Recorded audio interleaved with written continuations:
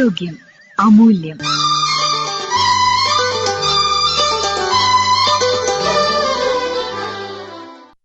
നമ്മുടെ സമൂഹത്തിന് ഇതെന്തു പറ്റി എന്ന ആശങ്കയാണ് ഇന്ന് പരക്കെ ഉയർന്നു കേൾക്കുന്നത്. ഇതിൽ യുവജനങ്ങൾക്കുള്ള പങ്കിനെക്കുറിച്ചുള്ള ഉത്കണ്ഠയും ഇതുപോലെ എല്ലാവരെയും ഗ്രസിച്ചു നിൽക്കുന്നു. ഇതിലേക്ക് നയിക്കുന്ന സാഹചര്യങ്ങൾ എന്തൊക്കെയാണ് എന്ന് വിശദീകരിക്കുന്നു കോഴിക്കോട്ടെ Chetana centre for neuropsychiatry and rehabilitation director doctor PN Suresh Kumar. അപ്പോൾ എന്തുകൊണ്ടാണ് ഈ കുട്ടികളുടെ ഇടയിൽ ലഹരി ഉപയോഗം വർദ്ധിക്കുന്നതെന്ന് തീർച്ചയായിട്ടും നമുക്കൊരു ചിന്തിക്കേണ്ട ഒരു വിഷയമാണ്. കുറച്ച് വർഷങ്ങളായിട്ട് കുട്ടികളുടെ ഇടയിൽ ഉപയോഗം കൂടിയിട്ടുള്ള ലഹരികൾ പൊതുവെ ഇപ്പം ന്യൂജൻ ലഹരി എന്നൊക്കെ വിശേഷിപ്പിക്കുന്ന ലഹരികളൊക്കെയാണ്. അതായത് വളരെ ഈസി ആയിട്ട് ഉപയോഗിക്കാൻ പറ്റുന്ന ലഹരികൾ.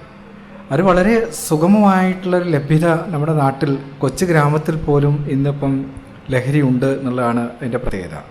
ഓരോ പ്രായത്തിനനുസരിച്ചും കുട്ടികൾക്ക് ഉപയോഗിക്കുന്ന ലഹരി മിഠായികളിൽ ലഹരിയായിട്ട് കിട്ടുന്നുണ്ട്.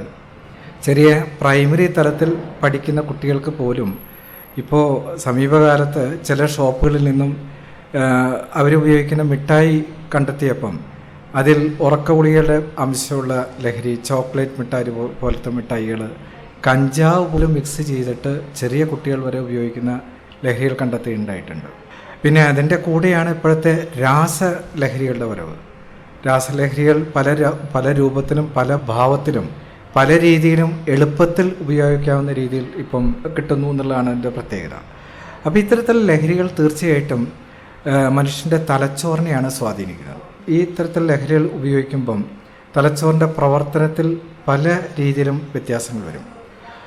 കുട്ടികളെ സംബന്ധിച്ചിടത്തോളം, അതായത് ഒരു 18 വയസ്സിന് താഴെയുള്ള ആളുകൾ, കുട്ടികളെ പറ്റി പറയുമ്പം നമുക്ക് മനുഷ്യൻ്റേതായിട്ടുള്ള ഒരു സ്വഭാവ രൂപീകരണം, അതായത് അയാൾക്കായിട്ടുള്ള വിവേചനവും വിവേകവും ഒരു സഹിതത്തോടു കൂടി ചിന്തിക്കാനും സമൂഹത്തിൻ്റെ നിയമസംഹിതത്തെ അനുസരിച്ച് പെരുമാറാനും തെറ്റായിട്ടുള്ള കാര്യങ്ങളിൽ നിന്നും പിന്മാറാനൊക്കെ ആയിട്ട് നമുക്ക് ഉത്തേജനം നൽകുന്ന, നമ്മളെ പ്രേരിപ്പിക്കുന്നത് നമ്മുടെ തലച്ചോറിൻ്റെ മുൻവശത്തുള്ള ഈ പ്രീ ഫ്രണ്ടൽ ലോബാണ്. ഈ പ്രീ ഫ്രണ്ടൽ ലോബിൻ്റെ പ്രവർത്തനം പൂർണ്ണമായിട്ടും എത്തുന്നത്, അതായത് പൂർണ്ണമായിട്ട് അത് രൂപപ്പെടുന്നത് 18 വയസ്സിന് ശേഷമാണ്. അപ്പോൾ ഈ 18 വയസ്സിന് മുമ്പ് ഇത്തരത്തിലുള്ള ലഹരികൾ ഈ കുട്ടികൾ ഉപയോഗിക്കുമ്പം അത് ഏറ്റവും കൂടുതൽ സ്വാധീനിക്കപ്പെടുന്നത് ഈ പ്രീ ഫ്രണ്ടൽ ലോബിൻ്റെ പ്രവർത്തനത്തെയാണ്. രാസലഹരിയായാലും മദ്യമായാലും മറ്റേത് ലഹരിയായാലും അത് ഈ പ്രീ ലോബിൻ്റെ പ്രവർത്തനത്തെ മന്ദീഭവിപ്പിക്കുകയാണ് ചെയ്യുന്നത്.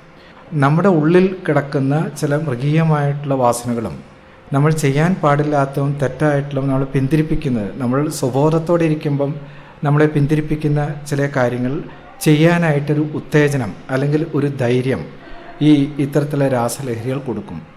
ഇത്തരത്തിലുള്ള ലഹരികൾ ഉപയോഗിച്ചവർ സ്ഥിരമായിട്ട് കുട്ടികൾ ഉപയോഗിക്കുമ്പം ഒരു സ്ഥായിയായിട്ടുള്ളൊരു വ്യത്യാസം ഈ പ്രീ ഫ്രോണ്ടൽ ലോബിന് സംഭവിക്കുകയാണ് ചെയ്യുന്നത്.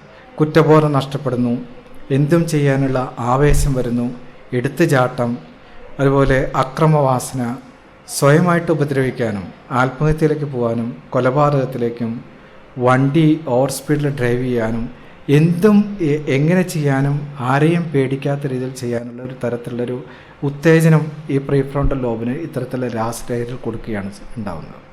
അപ്പോൾ ഇത്തരത്തിലുള്ള രാസലഹരികളുടെ ഉൽപ്പാദനം, രാസലഹരി മാത്രമല്ല എല്ലാ തരത്തിലുള്ള ലഹരികളും കുട്ടികളുടെ ഇടയിൽ അതിൻ്റെ ഉപഭോഗം വർദ്ധിക്കുന്നതായിരിക്കണം. ഇത്തരത്തിലുള്ള അക്രമ പ്രവണതകൾ അടിക്കടി നമുക്ക് സമൂഹത്തിൽ പ്രത്യേകിച്ചും കൗമാരപ്രായക്കാരുടെ ഇടയിൽ വർദ്ധിച്ചു വരാനുള്ളൊരു പ്രധാനപ്പെട്ടൊരു കാരണം. സംഘർഷാത്മകമായ സാമൂഹിക പരിസരങ്ങളും യുവജനങ്ങളും ഈ വിഷയത്തെക്കുറിച്ച് സംസാരിച്ചത് ഡോക്ടർ PN സുരേഷ് കുമാർ.